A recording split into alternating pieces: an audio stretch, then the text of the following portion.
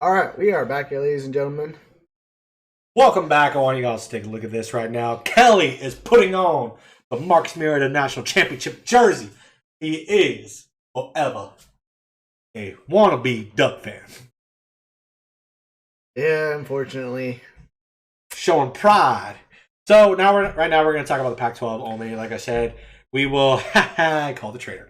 I know, dude, but hey, I made a deal with him, and unfortunately, I lost. Hey, come on, I own up to it. You'll see it too. You'll see it too. If we'll make a bet right here for everyone to see. We'll make a bet right now of putting a flag up in our apartment. If UW wins, we put up a flag. I can't say nothing about it or anything like that. Oregon wins, we put a duck flag up. I'm agree. All right? I agree. All right. For all y'all to see. All y'all to see.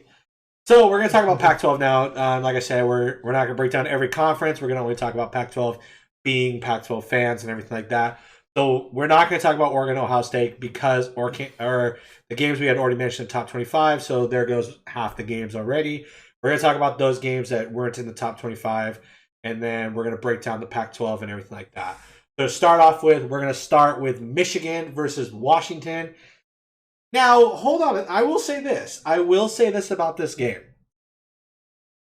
Washington's defense is underrated, in my opinion. They deserve a lot of credit for trying to stay in the game as much as they can. I remember watching the game and a big fourth down stop on the goal line. Yes. Michigan's a good team. And ultimately, you look at the score 31-10, it does seem like it's a butt whooping. But if you break down the quarters, it's 3 points, 7 points, 7 points, 14. That shows to me that defense is on the field more times than the offense is actually producing anything. I think the defense and the defensive coordinator deserve credit because they are trying their best to stay on. They're trying to help their team in the best situation. Right. Your offensive coordinator, he's a different story. You better be working on your resume a little bit here. Well, from what I was noticing while we were watching, it was the O-line. Michigan was actually just running all over our O-line, just opening up runways for the linebackers to get in. The safeties were coming down. Actually, just getting beat on the edges. I think the issue was actually the O-line. Obviously, the running game couldn't even get going because of that reason either. I mean, Dylan Moore, you kind of saw him run for his life. Dylan Morris. You saw him running for his life quite a bit, but I think the play calling was too conservative. There wasn't anything big. There wasn't anything. We never took hardly a big shot. I'm not even saying a big shot. I'm saying they did a lot of run plays, which again, Washington's known for running the ball and everything like that. I'm just pointing out the fact. But they just ran the ball and they did short passes. Dylan Morris, and we'll talk about upcoming games and everything like that and what we think going into it. I think Washington, if they can figure it out on offense, they're a good team. And I think it starts with two things. It starts with your offensive coordinator needs to go deep in the playbook and actually call more aggressive plays than conservative. And then two, you're gonna have to start a new quarterback soon. You're gonna have to look for someone new. Dylan Morris is a game manager quarterback. He's not a boomer bust guy. He's more on that bust side because he's just more of the guy who's just gonna hand out the ball and everything like that. So I mean, he did show promise last year in the short season.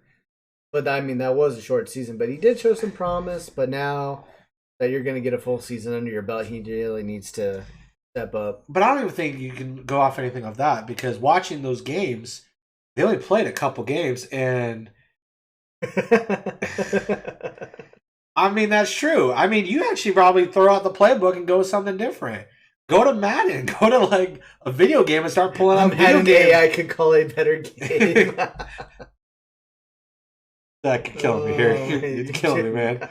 I love it. I love these comments. We gotta bring you on this. We gotta bring you on this sometime. Right. But so what I take away from this game is this: defense for Washington is gonna keep them on the field. Is gonna keep them in the games as best they can. Michigan, though, one thing I will say, because this was one game I actually watched all the way through the whole time. I loved seeing a packed house. Oh, yeah. That's what I love about college football is the intensity of the crowd. It was packed. It was loud. And to be real, there was no hope for Washington going in there at all. No. Nope.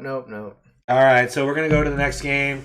So we talked about Oregon, Ohio State, go Ducks. Talked about Colorado, Texas A&M, shout out to Colorado. Talked about Stanford and USC. Talked about Utah, BYU, Arizona State. All right, so now we get to a game that we can talk about. We're going to go to Cal and TCU. Great game. Great game, 34-32. TCU is a team that is they're a hit and miss. They are a hit and miss. They've had a run of success over the years and everything like that. They still prove that they are a team that, you can't take lightly. Cal is showing a lot of heart. Both games that they have lost by one-score games. So Cal is going to be a team to watch out for. And actually, wasn't Cal one of the teams that actually beat UW last year? Yes. Yeah. Cal is one of those teams that UW plays, and they're like Stanford. They could be like doing nothing, and they come into UW and just all of a sudden rack up on them. So Cal, I think, is going to make some noise in the Pac-12. They're just taking a little bit of a bump in the road. So could be a rebuild year for California. You think of the four main football schools. Cal has always been kind of on the back end of recruiting. Right. Not a lot of people want to go there, it seems like. I mean, they are the home of Marshawn Lynch, and Aaron Rodgers, but times have definitely changed. So Cal, I think, is going to get some wins in the Pac-12 and stay in the mid-card. Going into the next game, we got the Cougars of Washington State. Good bounce back game for them. Good bounce back. They did it for Gardner Minshew. I'm just going to say that all their wins are for Gardner Minshew. Great win for them after the come-from-behind victory by Utah State, beating them by 3 points. Washington State, under their new head coach and kind of a new system, they are a team that I want to see if they can. It is against Portland State. Yes, they did play Portland State. However, Washington State is a surprise team sometimes. It's a big surprise team. Yes, Portland State is actually known more for, I think, basketball. So men and women's basketball. Mm-hmm. Actually, shout out to your cousin that actually went there. I was actually just about to say that too. You beat me to it. So let's see how Washington State bounced back from this. Getting a 20-point victory over Portland State. Like I said, Washington State is a team as of recent. They have produced high numbers and they've produced some good wins. But that was under the Mike Leach era. That was under Leach. You got a whole new era starting right now. Also, Mike Leach was also the death of freaking Washington State when you decide to throw the ball 90% of the time over in the snow game against when you had Gardner Minshew. God. That was horrible play call. Oh, God. Josh, thank you very much for that, Lark. Appreciate it. Moving on. San Diego State versus Arizona. San Diego State. I don't hear much about them. I think this first one thing, Arizona's going to have a bad year. I mean, it was not even just a loss. It was a 24-point loss to San Diego State. And so Arizona, I mean, predominantly it's a basketball, baseball, softball school. Stick to your softball. Thanks for a good run. That's what we're going to say. Yeah. And you're trying. You keep trying, though. And the last game of the Pac-12 is Oregon State taking it to Hawaii. I didn't know this. I actually looked this up. Hawaii's quarterback is actually the number one. He's leading in stats in passing right now. Really? But nice. You think about two. You know what? I'm going to answer that question in just a second, Zach. To me, it doesn't surprise me because do you remember Colt Brennan? Sounds familiar. So he was the old Hawaii quarterback back in the time when we were just kind of coming into the end of our high school, going into college. So he was Hawaii's quarterback. He had the record for most touchdowns in a single season at 58. Hawaii is a passing school. They love to pass the ball. Oregon State getting the big win, though. They're a team, and Peyton will probably kill me for saying this. They're not a top team in the Pac-12. Though last year, I will say this, one of my favorite games to watch last year, and this hurts me the most to say it, was Oregon versus Oregon State. Oregon State came back and beat Oregon. Yeah. Great win for them. Yes, it killed me as a Ducks fan. Yeah. But it was a great game. I love games like that. So to answer this question that Zach just posted, who's worse, Arizona or Washington? I am going to say Arizona. I'm going to say Arizona because, and though I haven't watched an Arizona game, I don't feel like they're as good as Washington based on defense alone. Now, if you're talking about offenses, they're both probably just dumpster fire garbage. And Arizona has scored more than Washington. Washington's only scored 17 points. And this week they've only scored, and Arizona scored 14. So I'm pretty sure last week they scored more. So I'd probably have to give the edge to Arizona as being the worst team. But Washington is not. They're not far behind. But and here comes a good question.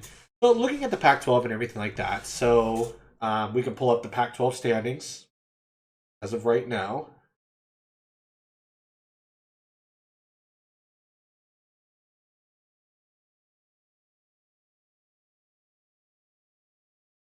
Currently, as it stands right now, we'll go to the Pac-12 North. Stanford leads the Pac-12 North only because they had the conference win. Then it goes Oregon, Oregon State, Washington State, California, and Washington. Then you go to the Pac-12 South, Arizona State, UCLA, Colorado, Utah, Washington, and USC. Based on this standings alone, taking away the conference games, technically there's only been one conference game. Exactly. So that's why you see Stanford taking the Pac-12 North right now and USC at the bottom. I don't think that's gonna be how it is in the season because some stats to look at is points for and points against when you talk about the Pac-12 North. 3 teams actually outscore Stanford already, and that's Oregon, Oregon State, and Washington State. Now, that being said, Washington State got a lot of their points this week off of a Portland State team. So they handled their business there. Oregon State, again, getting a lot of points on Hawaii. And then Oregon putting up, like I said, they averaged over 30 points a game. Now, this is actually a fun fact of the Pac-12 North. Look who has the points against. Who's given up the less amount of points? Washington. That's where I think Washington deserves a little bit more credit as their defense. So, same thing with Colorado down in the south. Oh yeah, wow. But also look at the points for Washington. I mean, yeah, I believe it goes to show where the problem is. Again, like we talked about for Washington, it's their offense, and whether you could say it's the offensive play, the offensive line, offensive coordinator, quarterback, as a unit itself, it's got to change. It's got to change. I think it starts with your offensive coordinator, and then it goes to your quarterback. Agreed. I completely agree. And then looking at the Pac-12 South, fire them all. you know, I've said that's a possibility. Looking at the Pac-12 South now, Arizona State really putting up some numbers on the points for. A lot of great defenses are actually coming out of the Pac-12 South now, as you can see. Where the Pac-12 North has given up almost 50 points in every team except for Washington. You have some good defenses in 24, 37, 17, 43, 49, and then obviously Arizona at 62. I know I said before, and it does show that Arizona's offense is better than Washington's, but they've given up the most points though. Right. And so, yes, their offense can produce more, but I don't know if that really means anything because their touchdowns can come at what we call garbage time, which are fourth quarter. No one gives a crap anymore because you're already getting your ass whooped. Right. Yeah. So, looking at this, and you look at the rankings and look at the standings and everything like that right now, what are things that you're taking away, and what do you think based off of what you see so far? We'll start with the Pac-12 South. Who do you think is really going to run that division? I think the way the Sun Devils are going, I think they can probably actually sneak in it or might run away with that division. I will not count out UCLA. I definitely won't count out USC. I think USC will probably bounce back from that. I'm looking at right now Arizona State, UCLA, and USC as your top three.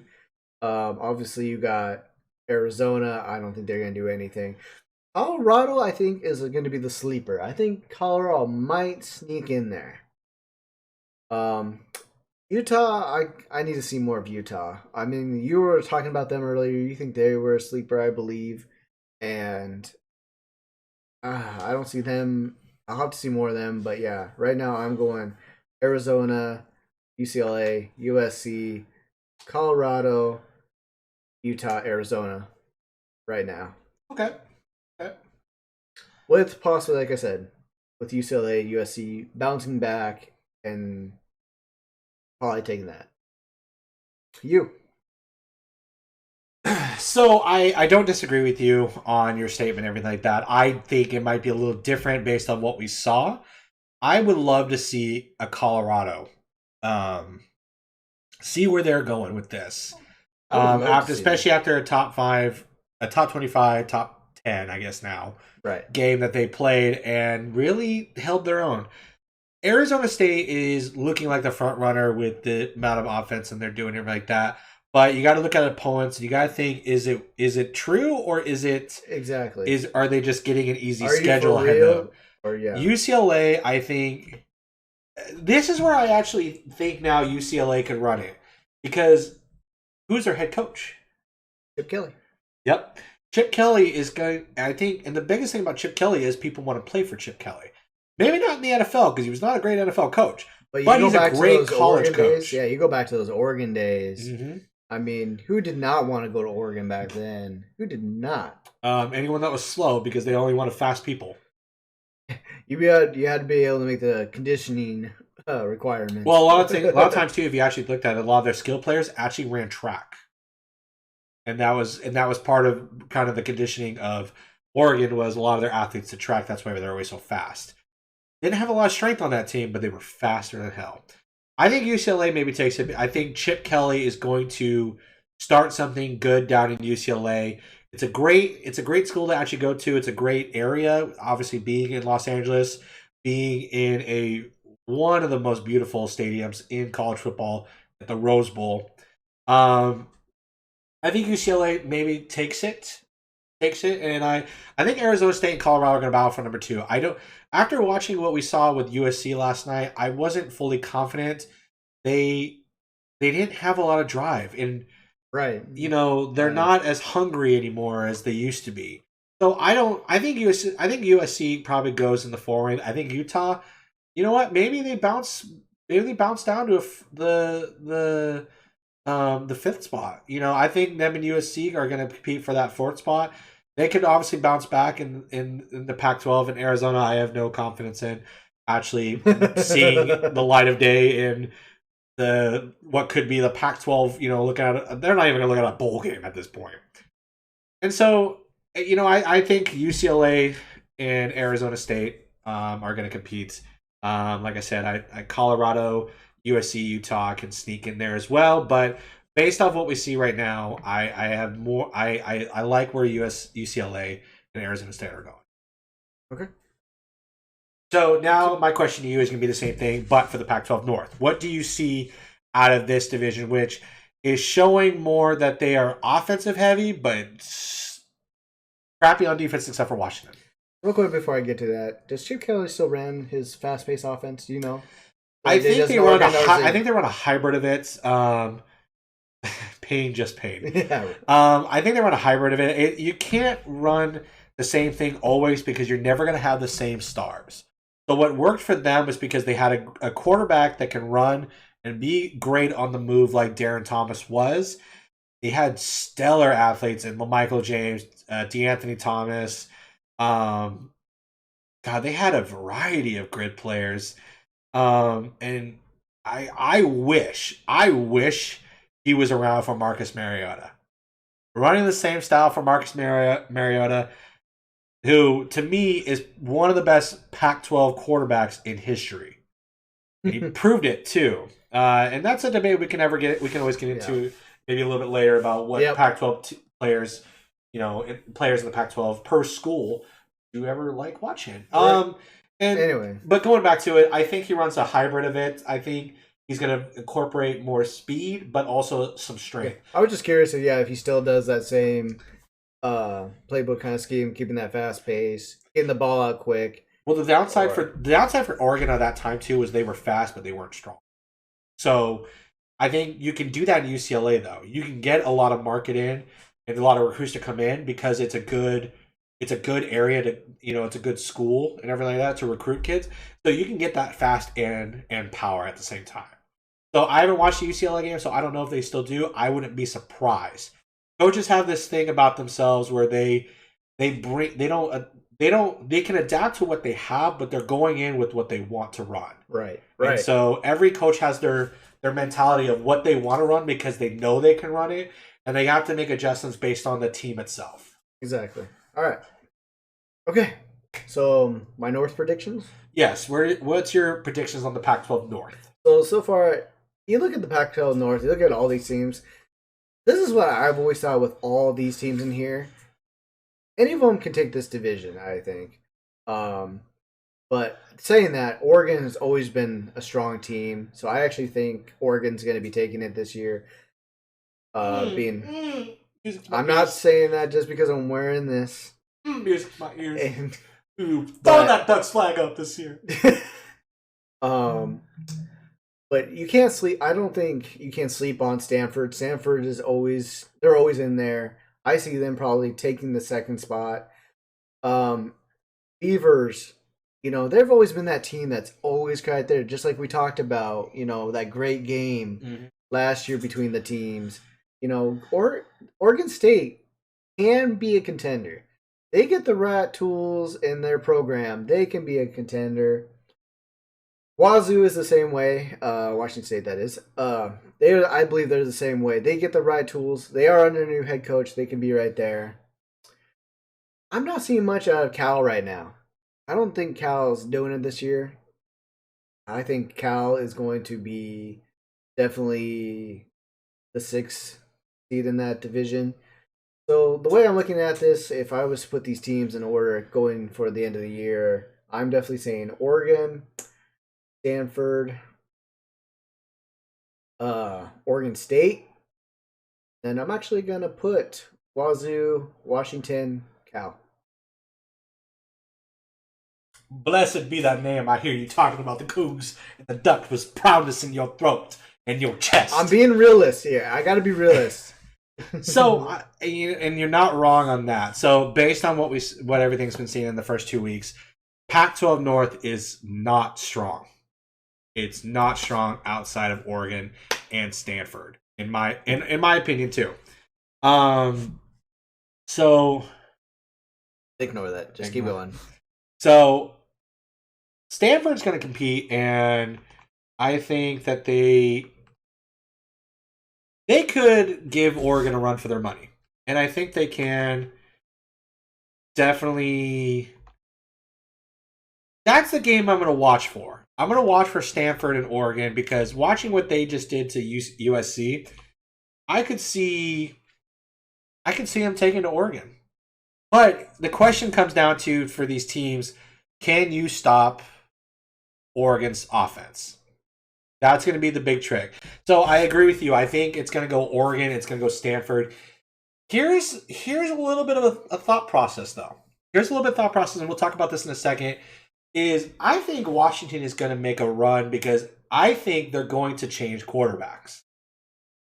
I think they need to, if they want to compete in this division, in the conference, they need to change quarterbacks soon. So you're saying change Morris out now, or give him one more game and then change? Right now? Okay. Gone. Okay. I don't disagree with you on Oregon State and Wazoo. I have more confidence in Oregon State than Wazoo because Wazoo is showing a lot of good things, and last year as well, but they didn't win. They're not winning. That's the thing. They had close games, and that was the thing. They stuck in there. They just couldn't finish. Yeah, and they had a great game last year against Oregon State and came out with a big victory, but then lost to Oregon. Probably would have lost to Washington. and I think they lost to another team as well. They did before their season got canceled. They were actually on the losing side of things, whereas Washington was on the winning side of things. Now, Wazoo, I think, is 2 years out. You gotta get this coach a little bit more time. Yeah, he's got a very young quarterback. You gotta give coaches time. You gotta give coaches time. You know, in Wazoo, and the thing about Wazoo is they have had good football programs, but we've seen the hype of Wazoo, Luke Falk days, the Anthony Gordon, the Gardner Minshews, you know, the Jason Gessers, the Alex Brinks, and we've seen those times. But what comes after those? Nothing but dead streaks. So Wazoo I think Wazoo stays in the middle of the pack and everything like that. Cal, I don't think is going to. You know what? Actually, Cal might surprise people. They're holding in some close games. We'll see what they do this next week. So if I had to base it, go off ranking, I say it goes Oregon, it goes Stanford. I think Cal might slip into the third spot, followed by OSU, Wazoo, and then unless UW makes a change, they are going to finish in the bottom. However, I think if they do make a change at quarterback, be a little bit more aggressive on your play calling, I think they climb. I think they climb and show something. Where do you see them at? If they make the change? If they make a change, or they just climb? They can finish in the second spot. Second spot. I think they can make the second spot, or because here's the thing. Here's like what I said too about Washington. Their defense is keeping them in the game. Yeah. Their defense is keeping in the game. And and it's hard when your defense is on the field more than your offense is. And so they're getting tired. And yeah, they gave up 31 points, but that's a Michigan team. That's a Michigan team. Yeah. That Harbaugh Michigan team, that's ground pound. That could be true. That could be true. The bottom, the second the bottom. But Washington does have a good defense. I think it deserves more credit than what's given, but they're only getting not a lot of people give them a lot of hope because their team just doesn't perform. Right. But that falls on your offense not performing because your defense can't do everything. Right. At this point, you're expecting your defense to get fumble recoveries for touchdowns, pick sixes, and all that. Your special teams to score because your offense can't move the ball worth of shit. Yeah, you've seen it many times. I mean, you could have a great defense and all that, but unfortunately, the defense can't score points. Exactly. On each time they're out there. I mean, we've seen that in the NFL, in the team in Seattle as well, in the Seattle Seahawks. That's what I was just going to point out, too. They can't, and we'll talk about NFL and everything like that another day and everything like that. Turning into that, when we do that here later in the week. So, based on everything we see in the Pac-12, I think the South is going to represent very well. I think the North is going to struggle a little bit, but I do think, in the Pac, as of right now, still going, and things can change. I still think you look at a Pac-12 championship, still Oregon has got to be represented. I think Oregon is being represented and potentially going to represent the Pac-12 in the Rose Bowl. But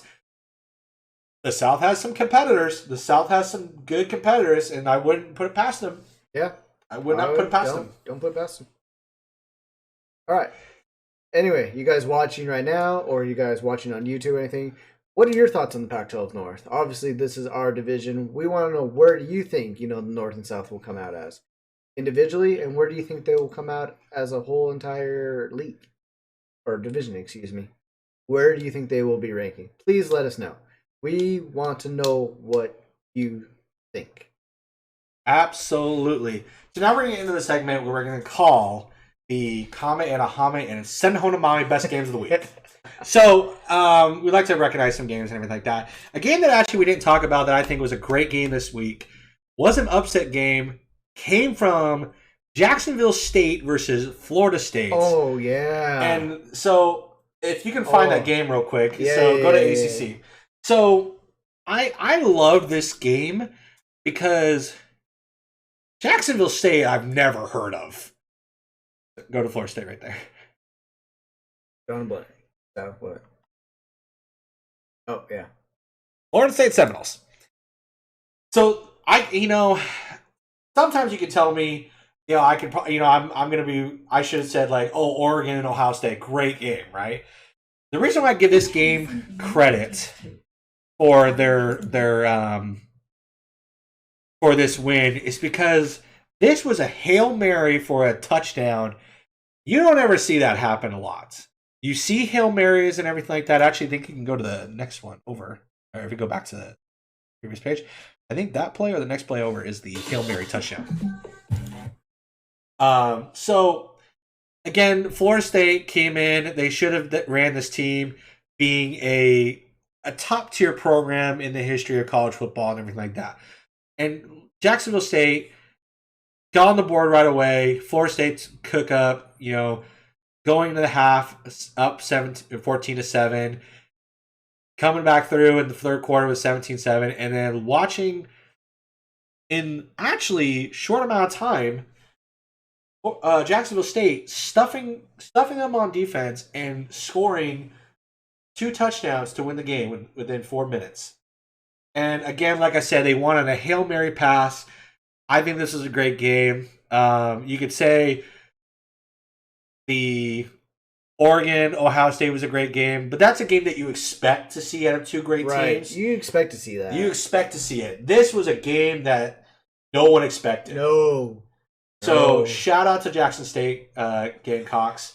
Great win. Florida State, you guys are right there. You've had 2 weeks of close games, unfortunate losses. I think you bounce back from this. You have to. They have to. They have to. You have to. If Florida State does not win next week, they're pretty much done. So that is my comment and aha man, send them home to mom moments. The comment and aha man, send them home to mom and brought to you by Rhino Bucket. So yeah, I mean, like I said, I love games like this, and we can watch a clip of the Hail Mary. Play it. Normally won't play highlights, but I think this is one that deserves it and everything like that. So have a highlight somewhere. Go up. I think you're right there, bro. That right there, Jackson. Oh, actually, yeah. I'm sorry, I paused the ad. Click the next one over, real quick. Okay, no. So it's the.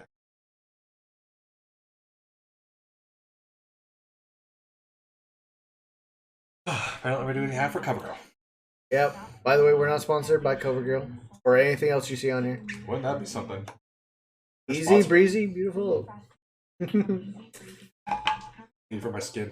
Yeah.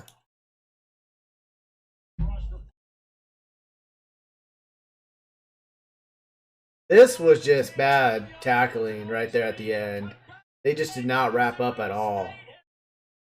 I mean, and not even a true Hail Mary was a jump ball, but to get that opportunity, great catch, and just worked his ass to get in that end zone. Great concentration, great move, great block, great block. That was a great block. Finding his wide receiver to help him out. So, again, this is my moment of great game of the week. You'll see more every week. Disappointment right there. The cheerleader, cheerleader right there. His mouth open. He probably doesn't know what's going on. He's like, "What in the hell?" I'm sorry. Look at this. Look at this guy right here. What the fuck just happened? Oh please! Oh please! They're gonna go out and drink later tonight. So I don't worry about it. Come on now. Like, oh my god, that was a shocking loss. Are we still gonna do shots afterwards? Just straight route. Put it perfectly, and then missed. And then key moment right there was that block on number 9 on that safety. Just had to get it. Just had to get that block, and that was the key thing. So again, that's my pick of the week for a great game. Yeah, again, like I said, that's just a credit. So now what we're going to do is we're going to look at the next week of the top 25 and the Pac-12, and we will pick our games of the week. So we can start with. Should we start with Pac-12? Because top 25, we're not going to do every game in top 25. We're just going to do key games. I don't know if I can. Oh, here. Yeah. All right. First game we have Minnesota at Colorado. I see actually Colorado getting the win. It's a home game. Colorado's looking good. Yeah, but Minnesota's a team to watch out for. I'm going to say this. Watch out for Minnesota. They're not a team to kind of sleep on, but I do agree with you on that. I think Colorado takes the win on that. Idaho at Oregon.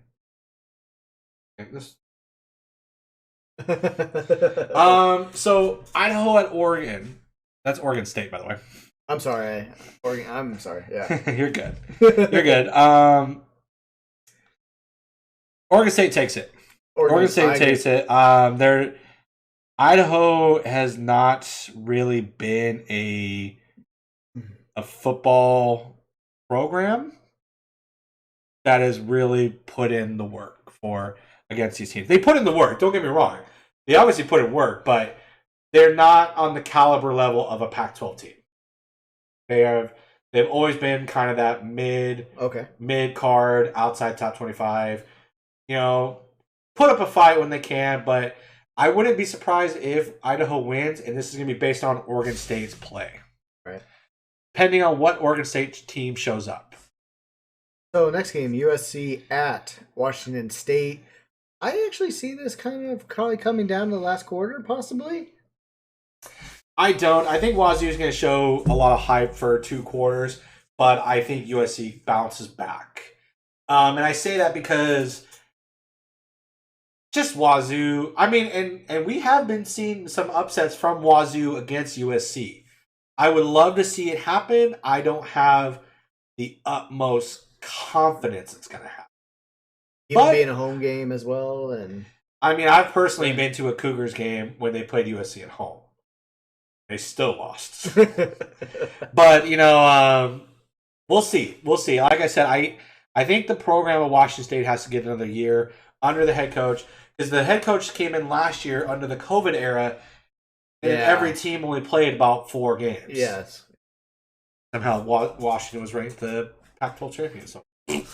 Next, we have Sacramento State at Cal. I think this will probably be Cal's first win. This is the game Cal needs to bounce back after 2 heartbreaking losses that they've had. I think that they are going to make their first win, and I think they're going to really take it to Sacramento State. I see kind of a big win. I see kind of a 35 to maybe 10 win for California. Next, we have Arkansas State at Washington. So I'm going to say this. This is the perfect time that if you ever want to do a quarterback change, this is the game to do it. This is definitely where changes have to come in, and we have to see it. Being a UW fan, this is where we need that first win now. I believe so too. And this could be a make or break game for the University of Washington because if they lose this game, their season's done. Yeah, I'm agreeing. Like, after this, it's going to be like, well, so much for getting to a bowl game this year, so much for winning Pac-12 North, or even being, up there in the top 3. If you lose, that's how I'm feeling as a fan right now. If you lose, my name is Ryan King. I've coached for 8 years. I would love to get a coaching job. Just saying. Next game we go into is Utah versus San Diego State. I actually think San Diego State takes this game. Really? After what they just did to the other Pac-12 team, I can't remember who they just played. I don't know. Arizona. Well, okay, they beat Arizona. That's not saying much. I think San Diego State wins a close one against Utah. It's because I don't think Utah is. They're not going to bounce back from their loss this game. Okay. I think they're going to bounce back next game. Next game? Yes. I think they take a kind of a step back again. But I could see them winning, but it'd probably be a close game. Closer than what they really should have been. Stony Brook at Oregon, obviously. We ain't going to talk about that. That's going to be a blowout. That's a given. They're in Autzen Stadium. They're going to the land of the Ducks. They're going to quack all over these guys' asses. So, Oregon probably wins big. I probably say 56-7. It's going to be a routing. It'll be a routing. We'll say very early on, ball game. Next game we got Stanford at Vanderbilt. I think Stanford takes it. I think they take this win that they just got from USC, and they're going to ride it until Pac-12 play. Momentum, they're going to get right on that momentum. Absolutely, I believe they can. Vanderbilt being a kind of a, they're a great baseball school for sure. Yeah, but Football, they're kind of a team that they have their moments and then they shit a brick. Well, wasn't Vanderbilt the one that had the female kicker? Yes. The first female kicker to ever kick a field goal in a game? Yes. Absolutely. That was last year. Yep. Next game, we have Northern Arizona versus Arizona. I do see Arizona taking this win. A lesser Arizona school. This is kind of a game that Arizona needs to bounce back and win and everything like that. So, Arizona takes the win. Have some dignity. They do need this, but it could be that Northern Arizona pulls a Montana and just comes in and beats them. Yeah, it could be.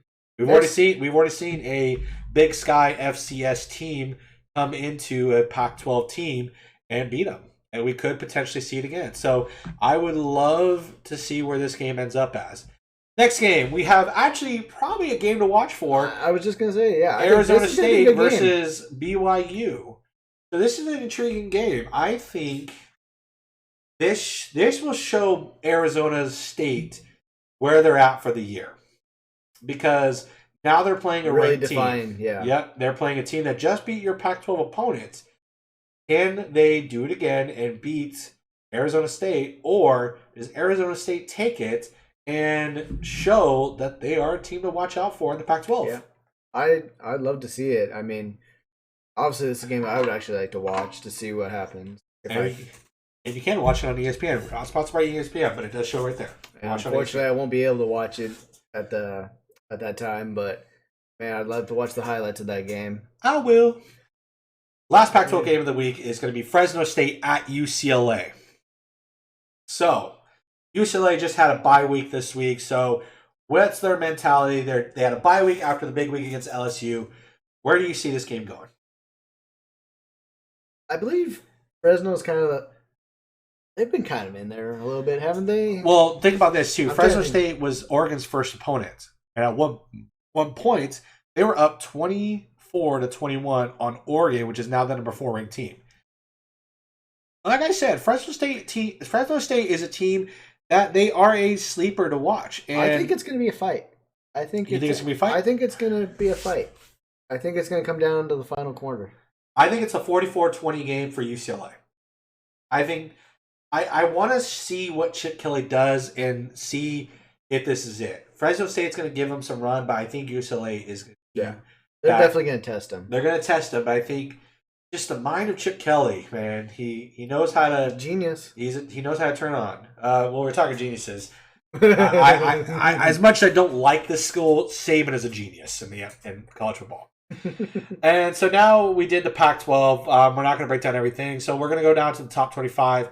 We're not going to break down every game in the top 25, but we're going to look at good matchups and see where we kind of go from there.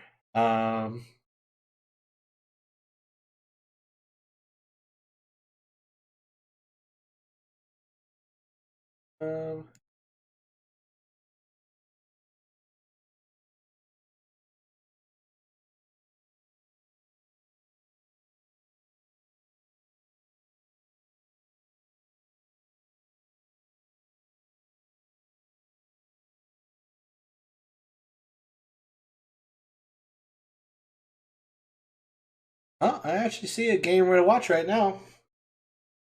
In one of the games we have coming up is actually a conference game, a kind of a rival game, is number 1 ranked Alabama going to the swampland of number 11 Florida. This is, I want to say, a test for Alabama, but they're very known to playing and beating the crap out of their opponents in the SEC. But it is a great matchup. I do see them potentially coming out on top. I do see Alabama coming out on top in probably a 44-28 victory. Hey guys, and also tickets as low as $172. Go figure for an Alabama and Florida game. Well, better than the Kraken tickets. All right, let's see what else we have here. We do have, like I said, I want to see how that Arkansas fills up, but it looks like they're playing Georgia Southern, which is a lower team. Yep. A lot of the teams that you see in the highly ranked, they're getting a lot of the kind of games that they can get more of a tune-up in and get an easy win. We do have a good matchup at number 22 Auburn going to number 10 Penn State. That I think will be a good game. I do think so too. I think this shows. I think Penn State does come on top in actually a bigger victory than it's probably going to be projected. I think so. I don't know. Okay. Auburn is not a team that I have confidence in. Not really since like the Cam Newton days. Cam Newton days are just kind of. I mean, but that was a 1-year thing though. That was a 1-year thing with Cam Newton. So I believe Auburn and Penn State is going to be a game to watch out for, but I would honestly say Penn State wins it by a lot. Obviously, looking at the rest of the games, it's going to be an easy week 3 for a lot of teams. I will be surprised if there are any upsets come a lot of the top 25 teams, especially the top 10. A lot of them have kind of an easier route as of right now. We should see, how Ohio State's bounce backs from against Tulsa. How is Purdue going to do against number 12 Notre Dame? Like I said, I think the game of the week, if I had to pick one, the game of the week to watch is going to be Alabama, Florida. You have the number 1 ranked team versus the number 11. You could say maybe Nebraska, Oklahoma. I think Oklahoma rolls over Nebraska. That's what I was looking at too, possibly. But historically, Nebraska and Oklahoma would be a great matchup as of right now. Nebraska hasn't been as powerhouse as Oklahoma has been. Oklahoma consistently is a powerhouse team compared to Nebraska, which has gone from top rank to mid card to bottom tier at times. So I would say my pick of the week is Alabama, Florida. And I hate to say it because it's Alabama. Oh, shoot. So, and, final thing, is going on with Alabama, and this is a mindset for you, Kelly, is are we watching a dynasty right now with the Saban era? Most definitely. Most definitely. Obviously, the Nick Saban era in Alabama is just, it's the best thing that's out there. We were actually talking about this earlier, talking about dynasty of college schools, and you definitely got to put this Nick Saban Alabama team up there in the top 5, possibly, definitely even top 3, maybe.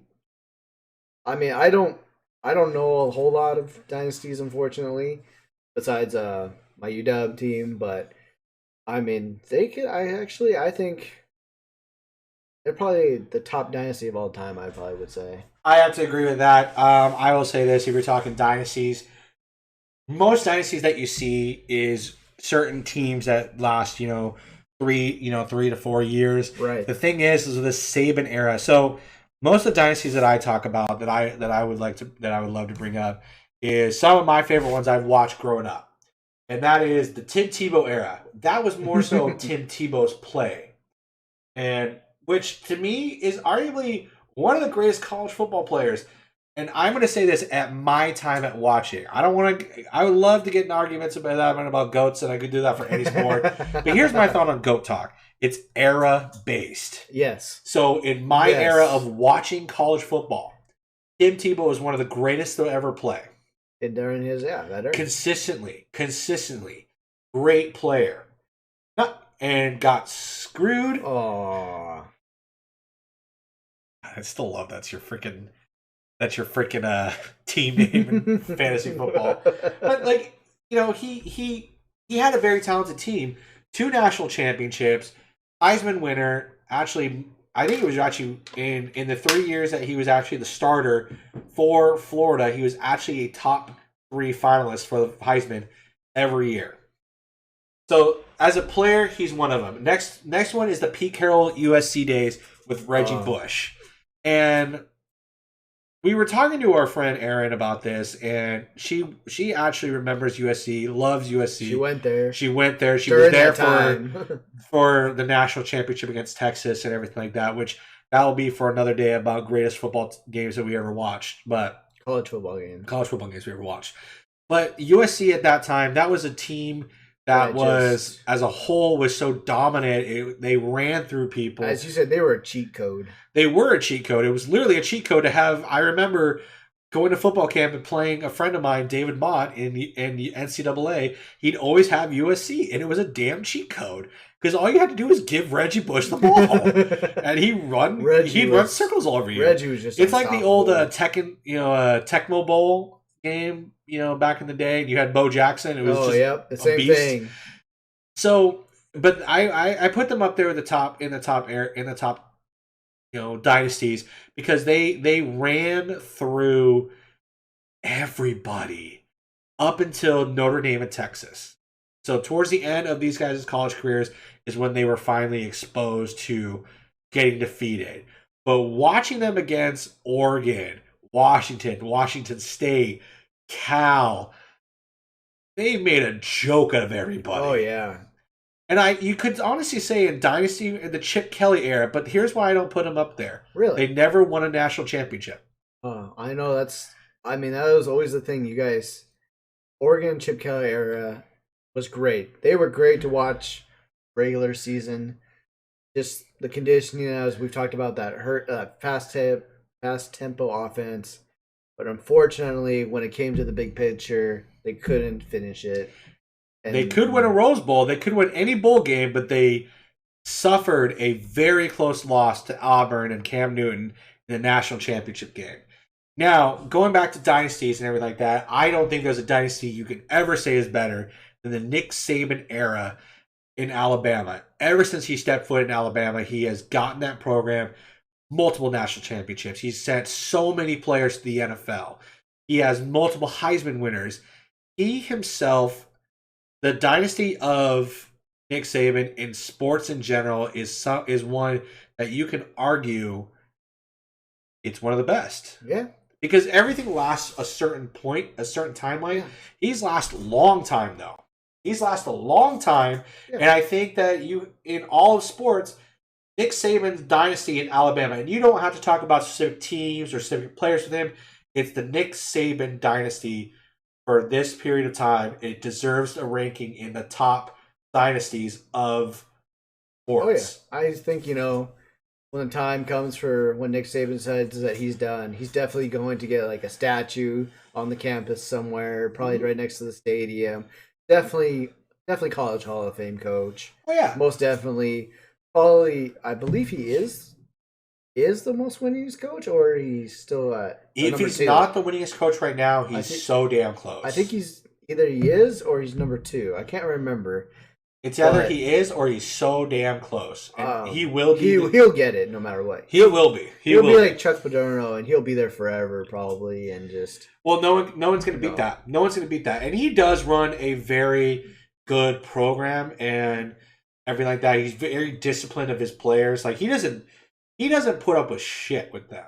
Like if they have bad attitudes, he checks them. He puts them in place, which shows that he's not just taking the fame of these players and everything like that. He's making it so they know that they're under his program. Right. I mean, if you look at the backups to the starters, they're just as good.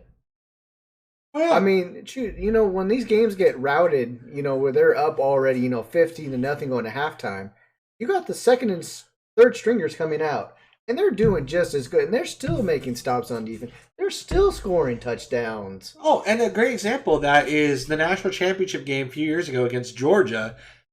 Jalen Hurts was the quarterback all year long. Right. They were stuffing Jalen Hurts. What did Nick Saban do? He put in Tua. And Tua led him to a national championship. When he had Jalen and Tua again, great example. Tua was struggling. He put in Jalen Hurts. That shows to me right there that he has depth, and he always will have depth. Hell, he's got some of the best running backs in college football history coming through. Mark Ingram, Derrick Henry, TJ Yeldon, Eddie Lacy's fat ass. So many more. And again, he knows how to recruit. He knows how to bring people in. And I hate him. A lot of people hate him. But that's because they just win. But you got to respect that. You got to respect that. And you know what? This is better than the Belichick era because last year showed one thing about the Belichick era. And we'll talk about this in the NFL, talking everything like that. You relied a lot on Tom Brady. Now you don't got Brady. Now you got to try to rebuild. Nick Saban doesn't have that because guess what? In college football, guys only last a year to 2 years long anyways, and they're gone. So he himself is just building You're going through so many different players a year even. Yeah. I mean, you're trying to get, a freshman that just came in, you're trying to get him up to date. Meanwhile, you got your sophomore, junior, and senior that, you're trying to get him ready for if he wants to go pro. But, I mean, even that freshman that comes in, he is getting pretty much groomed. Even as he steps on the field. Because even though he's a freshman, like, say, a freshman quarterback, he could be the second string quarterback come in. That's how much I think Nick Saban has an influence. I think so too, and I think also too that his mentality. So we used to have his motive of next man up. That's a motive that I think Nick Saban runs is you got to be ready to go at any point. So it don't matter that we have a Jalen Hurts at quarterback. Tua, guess what? You better get ready to go if I need you. So, and okay, thank you for looking that up. He needs 146 wins to match Paterno. Okay, so Paterno is still the. Yeah, and that's showing something too that these guys have been there for a long time, and 146 wins. That's going to come. That's going to come very soon. That will come. Not very soon. Obviously, you think about what seasons like. I mean, they may lose maybe 12 games. They may lose 1 to 2 games a season, but still, I mean, winning seasons. And I actually want you to quote Saban here. What did he have to say about Oregon compared to? So this is a respect thing for him, and this is against Oregon. This was a quote I actually just read, and it's actually a funny-ass quote to me. Yep. But it's a highly respected one. I'm butchering the quote because it makes a lot of sense, too. It's a paraphrasing because I'm going to butcher the hell out of this one. Yeah. So, and everyone knows with Oregon, they have a bunch of different jersey combinations because they have Nike involved. They get a lot of their crap from Nike and everything like that. So, as of right now, they have at least 100 different uniform combinations in their program. Jeez. And honestly, if you ever watch like some of their gear showing, so players will do like in all sports, not just football. Before the season, in all sports, they show off their gear, right? With the cool gear they get. Yeah. Dude, it is way more than you ever thought it was. And they're getting a whole wardrobe with just new gear. So, right. A reporter asked Nick Saban about the jersey combination when it was revealed that Oregon has had 100 different combinations. He's the kind of guy that doesn't show a lot of emotion at times, very stoic and everything like that. But his statement was pretty funny. Something I love as respect from coach to coach. But he said, we have a home jersey, we have a away jersey. We don't care how many jerseys we have. We care about the players wearing the jerseys. That to me shows why he deserves so much respect because he loves his team. He cares about his team. He wants to see them go far, and he's seen that. He has sent. I think if we can look this up at any point, and maybe we'll look it up next week and something like that. He has probably sent more players to the NFL than any other school. Since he started. Oh yeah, since he started. I can believe that. Because you'll have those moments where like Florida's going to send a bunch of players, or there was times where UW has been sending a lot of players, but Alabama alone will send players to the NFL like crazy. And you think about it too, Alabama's always been a defensive running school. Guess what they have sent in the last few years? Quarterbacks now. Tua, Mac Jones, Jalen Hurts because he was playing for them at one point too. Yep. You're sending now a bunch of different positions and now including quarterback. That just shows how great Saban's running a good program. Honestly, I think this is actually a rare thing that we're seeing in our lifetime in college football. Mm-hmm. Seeing a school actually going this long, being this dominant. Because like you said, most dynasties like in college is like maybe 3 to 4 years at best, 5 tops. But we're going like at least 10 years? At least 10 years. And I will say this. to counter argue that I don't think this is just the greatest dynasty we're seeing in college sports history. It's one of the greatest dynasties we're seeing in sports history alone. This kind of matches with, if you really think about it, you're thinking about dynasties within professional sports and where does these teams kind of rank? Now, if you take a baseball, what's the best dynasty, organization that you think of? Yankees. It's the New York Yankees, and rightfully so. They have way more World Series championships than anybody. They have 27. Fuck the Yankees. Go Mariners. Shooting ourselves in the foot. And, you think about basketball. You think of the Celtics and the Lakers and everything like that. You think of professional football. You think of Tom Brady winning 7 alone. But you have the Cowboys, the Steelers, the Niners. 49ers, right? Yep. But those last just a small amount of time. Yeah. If you really think about dynasties, they last a small amount. Even if you talk about Michael Jordan's championship run era, it was actually, if you really think about it, 6 years only. Yep. Repeat, break, three-peat. We're seeing right now just dominance in college football that we've not seen in a lot of other sports, especially in our lifetime. Like in our lifetime, I know that we've seen some dynasty runs that last a few years. First few to come to mind, the Lakers with Shaq and Kobe. Oh yeah. I would say the Miami Heat Big Three, but you went 2-2. And if we ever did a basketball talk, I will go into detail about that. Let us know if you want us to do basketball. We also will do baseball, basketball. We'll try hockey, but we don't know anything about hockey. Soccer, that's a hell no. But then you look at a close one I will say, a very close one I will say is actually UConn women's basketball. Oh god, when they were dominating. They still dominate. They still dominate. Oh god, well, didn't they have like a 90-game winning streak, something like that? I say credit to the UConn women's basketball team. And I think actually that one's a little bit more than Saban's right now because the coach has been there longer. You're just talking about like college. Actually, it's sports in general. That coach there has ran UConn women's basketball team so well, and look how many WNBA players went to UConn that played for this dude. No, until you brought that up, I would just I never would have thought about it because I totally forgot. But yeah, I do remember how dominant they were. They still are. Like if you ever watch women's basketball now in college basketball. Yes, they have not won a national championship in recent, but they're still so dominant that, God, you just like Alabama, you want to beat this team so bad, but you can't. You just have a hard time. So, but going back to dynasty and something like that, that's probably the one dynasty that competes with the Saban era because everything lasts so long. And so, in the NFL, there really wasn't an NFL dominant era of recent dynasties, in my opinion. Like you could say the Brady times, but see, that was over a span of years. That's over a span of years.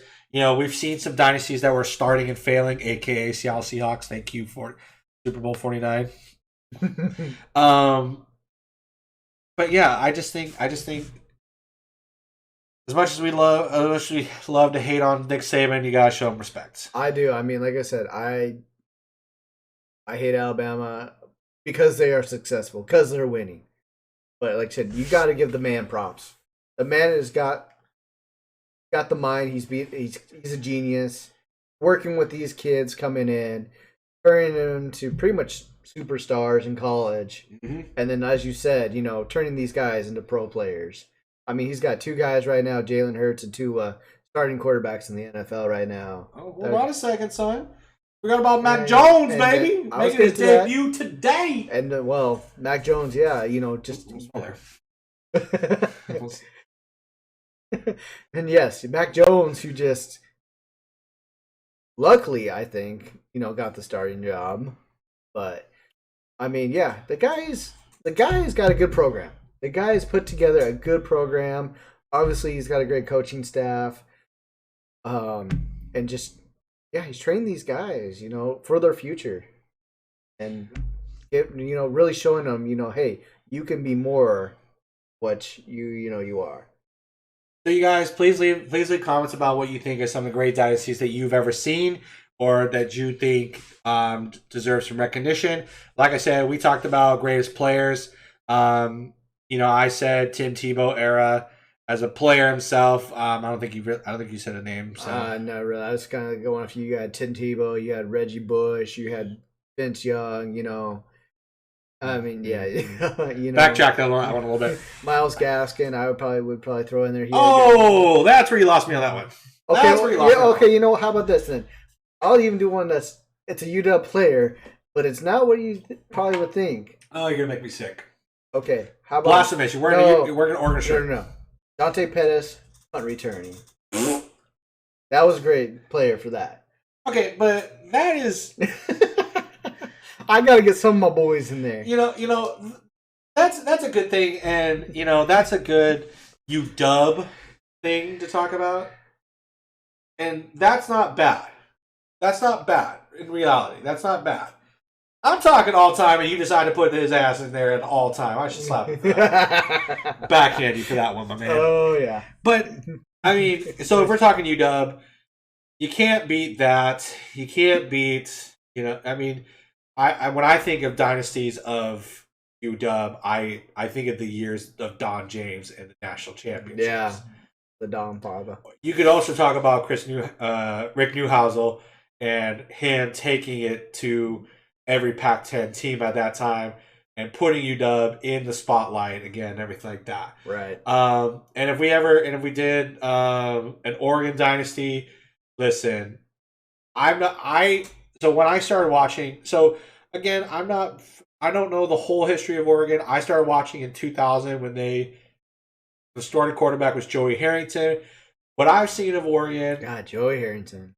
Oh yeah, what I've seen of the greatest Oregon dynasty era or greatest era of that, obviously it's Chip Kelly as a team, Marcus Mariota as a player. Right. I don't think you can. I think you have to separate those two. You have to separate those two because as a team, the Chip Kelly era was the most dominant team, running through people, not running through people, but running around people crazy, scoring high numbers. Could you just imagine if Chip Kelly was still there with Mariota? Oh, absolutely. I think you guys told that yesterday. I said I wish Marcus Mariota was younger and played in the Chip Kelly era with Michael James. Y'all would have nothing to talk. You guys would actually probably have that championship that's eluded you. You'd have multiple championships. You would actually have multiple, yeah. But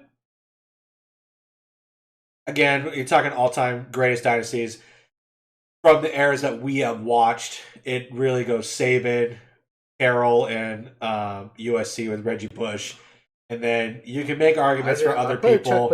I put Chuck Paterno in there too. Paterno? Yeah. He had a great over there in Penn State. I mean, yeah, but what I saw at Penn State wasn't dynasty.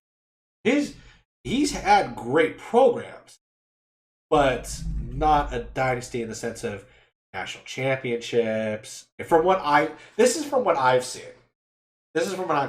By the way, we're taking the scandal out of this of what happened toward the end of his career. So a couple comments by Zach. Greatest dynasty shall be my reign in our fantasy league. Great win for you, Zach. Also, sucks for Hodges because he just lost his quarterback for the year or for a while.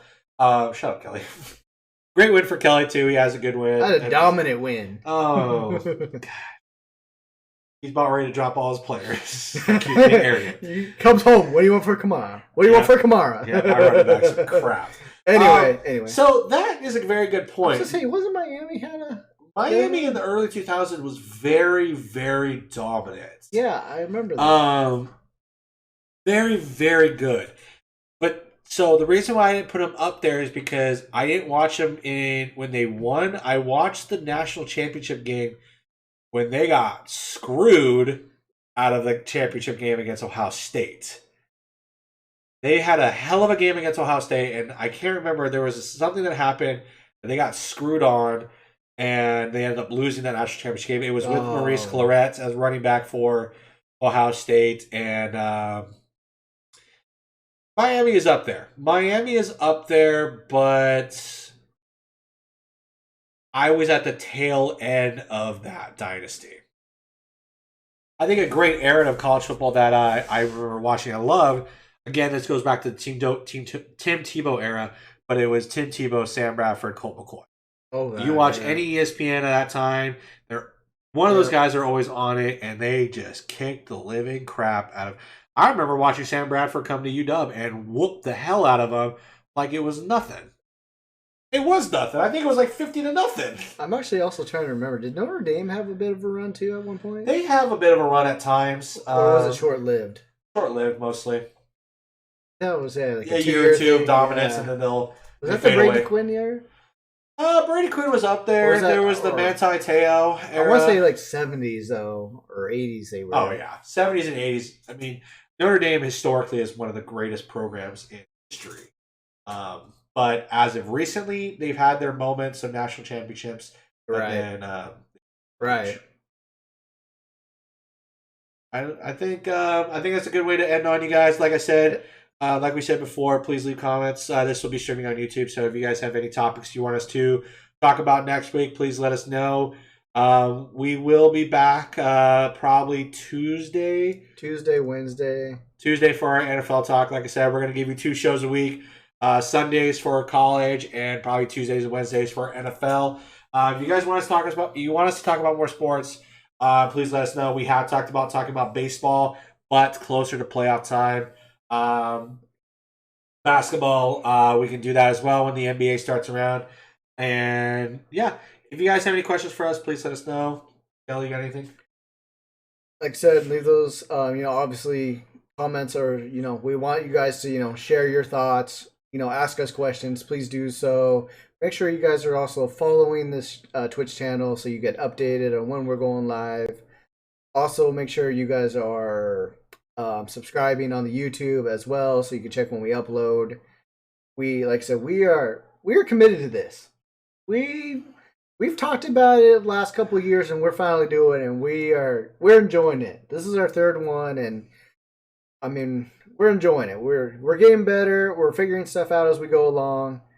And tell your friends, tell your family about this if they are interested in any of the sports that we talk about. We would love to have them come watch and ask questions and be part of this. That's all I gotta say. Yep, that's it. Thank you guys. You guys have a wonderful night. Looking forward to seeing all you guys again in a couple days for the NFL. All right. See you guys. Deuces. Bye.